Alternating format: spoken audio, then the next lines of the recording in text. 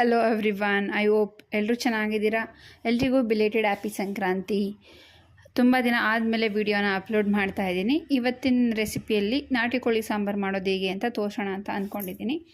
Usually ನಮ್ಮಮ್ಮ ಮಾಡೋ ನಾಟಿ ಕೋಳಿ ಸಾಂಬಾರು ಅಂತ ಹೇಳಿದ್ರೆ ನಮ್ಮ ಮನೇಲಿ ಎಲ್ರಿಗೂ ತುಂಬಾ ಇಷ್ಟ ಮತ್ತು ತುಂಬ ಯುನೀಕ್ ಆಗಿರುತ್ತೆ.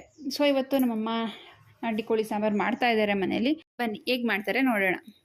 ಸೊ 1 kg ಅಷ್ಟು ನಾಟಿ ಕೋಳಿನ ತಗೊಂಡಿದ್ದಾರೆ. ಇವಾಗ ಅಪ್ಪ ಈಗಷ್ಟೇ ಕ್ಲೀನ್ ಮಾಡ್ಕೊಂಡು ಬಂದಿದ್ದಾರೆ. ಇದು 1 kg ಇರ್ಬೋದು ಅಂತ ಅನ್ಕೋತಾ ಇದ್ದೀವಿ, ಒಂಚೂರು ಹಿಂದೆ ಮುಂದೆ ಇರ್ಬೋದು.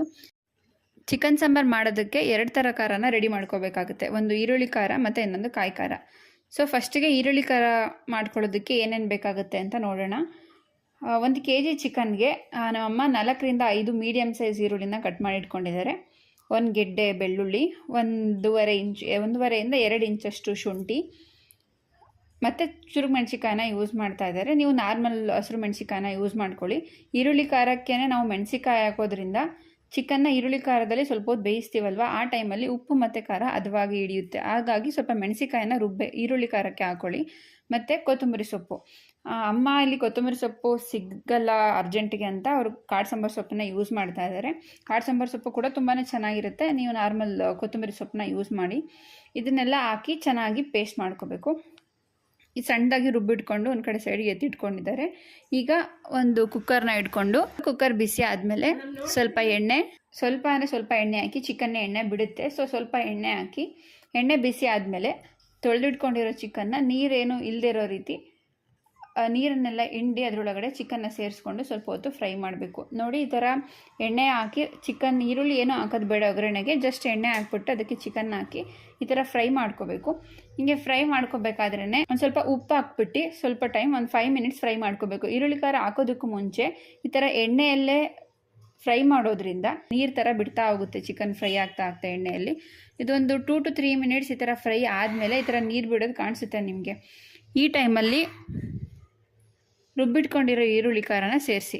ಸೊ ಈರುಳ್ಳಿ ಖಾರನೆಲ್ಲ ಚೆನ್ನಾಗಿ ಮಿಕ್ಸ್ ಮಾಡಿಕೊಂಡು, ಉಪ್ಪು ಮೊದಲೇ ಹಾಕಿದ್ದೀವಲ್ವ, ಈಗ ಇದೆಲ್ಲ ಚೆನ್ನಾಗಿ ಮಿಕ್ಸ್ ಮಾಡಿಕೊಂಡು ಒಂದು 5 to 10 ಮಿನಿಟ್ಸ್, ಒಂದು 5 ಮಿನಿಟ್ಸ್ ಆದರೂ ಮಿನಿಮಮ್ ಅದು ಈರುಳ್ಳಿ ಖಾರದಲ್ಲಿ ಚೆನ್ನಾಗಿ ಬೇಯಬೇಕು. ಸೊ ಇದು 5 ಮಿನಿಟ್ಸ್ ಬೇಯೋಕ್ಕೆ ಬಿಡೋಣ. ಇದು ಬೇಯೋ ಅಷ್ಟರಲ್ಲಿ ನಾವು ಕಾಯಿ ಖಾರಕ್ಕೆ ರೆಡಿ ಮಾಡ್ಕೊಳ್ಳೋಣ. ಕಾಯಿ ಖಾರಕ್ಕೆ ನಮ್ಮಮ್ಮ 1 ಕಪ್ಪಷ್ಟು ತೆಂಗಿನಕಾಯಿ ತುರಿನ ತುರಿದಿಟ್ಕೊಂಡಿದ್ದಾರೆ.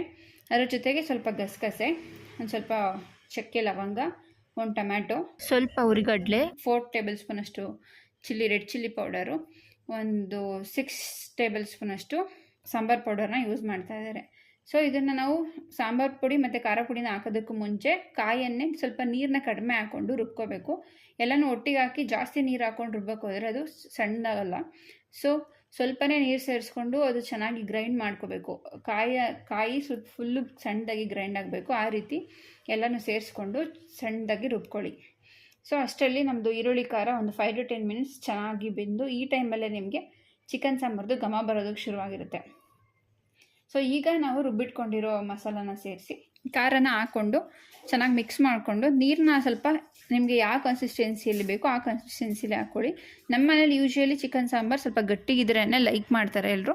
ಸೊ ಸ್ವಲ್ಪ ಅತಿ ತೆಳುವಾಗೂ ಬೇಡ, ಅತಿ ಗಟ್ಟಿನೂ ಬೇಡ, ಮೀಡಿಯಮ್ ಕನ್ಸಿಸ್ಟೆನ್ಸಿಯಲ್ಲಿ ನೀರನ್ನ ಸೇರಿಸ್ಕೊಂಡು ಚೆನ್ನಾಗಿ ಮಿಕ್ಸ್ ಮಾಡ್ಕೊಳ್ಳಿ. ಮತ್ತು ನೀವು ಮೊದಲೇ ಈರುಳ್ಳಿ ಖಾರಕ್ಕೆ ಉಪ್ಪು ಹಾಕಿರೋದ್ರಿಂದ ಇವಾಗ ಸ್ವಲ್ಪ ನೋಡಿ ಕಡಿಮೆನೇ ಉಪ್ಪು ಹಾಕ್ಕೊಳ್ಳಿ. ಆಮೇಲೆ ಸಪ್ಪೆ ಆದರೆ ಬೇಕಾದರೆ ಉಪ್ಪನ್ನ ಸೇರಿಸ್ಕೋಬೋದು. ನಿಮ್ಮ ರುಚಿ ನೋಡಿಕೊಂಡು ಸ್ವಲ್ಪನೇ ಉಪ್ಪನ್ನು ಸೇರಿಸ್ಕೊಂಡು ಚೆನ್ನಾಗಿ ಮಿಕ್ಸ್ ಮಾಡ್ಕೊಳ್ಳಿ. ಸೊ ಈಗ ನಾವು ಒಂದು 3ರಿಂದ 4 ವಿಷಲ್ ಹಾಕ್ಸ್ಕೋಬೇಕಾಗುತ್ತೆ. ನಾಟಿ ಕೋಳಿ ಆಗಿರೋದ್ರಿಂದ ಇದು ಬೇಯೋದಕ್ಕೆ ಸ್ವಲ್ಪ ಟೈಮ್ ತಗೊಳುತ್ತೆ. ಸೊ ಒಂದು 4 ವಿಷಲ್ ಹಾಕ್ಸ್ಕೊಳ್ಳಿ. ನೋಡಿ, ಇದು ವಿಷಲ್ ಆಗಿದೆ. ಈಗ ವಿಷಲ್ ತಣ್ಣಗಾಗಿದೆ. ಟೇಸ್ಟ್ ಹೇಗಿದೆ ಅಂತ ನೋಡೋಣ. ನಮ್ಮಮ್ಮ ಹೇಳ್ತಿದ್ದಾರೆ, ಟೇಸ್ಟ್ ನೋಡೋಕ್ಕಿಂತ ಮುಂಚೆ ನಮ್ಮ ಮನೇಲಿ ನಾನ್ ವೆಜ್ಗಳಿಗೆ ಕುಡ್ಲನ್ನ ಹೆಜ್ತಾರೆ. ಸೊ ನೋಡಿ, ಕುಡ್ಲನ್ನ ಈ ಥರ ಒಲೆಯಲ್ಲಿ ಹಿಡ್ದು ಅದು ಬಿಸಿ ಆದಮೇಲೆ ಚಿಕನ್ ಸಾಂಬಾರಿಗೆ ಈ ಥರ ಡಿಪ್ ಮಾಡಿ ಹಿಂಗೆ ಮಾಡಿದರೆ ಕಾಲು ಧೂಳು ಆಗಲ್ಲ, ಹೊಟ್ಟೆ ನೋವು ಬರೋಲ್ಲ ಅಂತ ಹೇಳ್ತಾರೆ. ಇದೊಂಥರ ಸಂಸ್ಕೃತಿ ಈ ಕಡೆ. ನಿಮ್ಮ ಕಡೆನೂ ಇದೇ ಥರ ಏನಾದರೂ ಮಾಡ್ತಾರಾ? ಕಮೆಂಟ್ ಬಾಕ್ಸಲ್ಲಿ ತಿಳಿಸಿ. ಇವಾಗ ನಾವು ಇದನ್ನು ಮುದ್ದೆ ಜೊತೆ ಸರ್ವ್ ಮಾಡ್ತಾ ಇದ್ದೀನಿ. ಮುದ್ದೆ ಜೊತೆ, ಅನ್ನದ ಜೊತೆ, ಅಥವಾ ರಾತ್ರಿ ಮಾಡಿದ ಸಾಂಬಾರು ಬೆಳಗ್ಗೆ ಅಕ್ಕಿ ರೊಟ್ಟಿ ಜೊತೆ ತುಂಬಾ ಚೆನ್ನಾಗಿರುತ್ತೆ. ನೋಡಿದ್ರಲ್ಲ ನಾಟಿ ಕೋಳಿ ಸಾಂಬಾರು ಹೇಗೆ ಮಾಡೋದು ಅಂತ. ಐ ಹೋಪ್ ನಿಮಗೆಲ್ಲ ಈ ವಿಡಿಯೋ ಇಷ್ಟ ಆಗಿದೆ ಅನ್ಕೋತೀನಿ. ಇಷ್ಟ ಆಗಿದರೆ please like, share and subscribe my channel.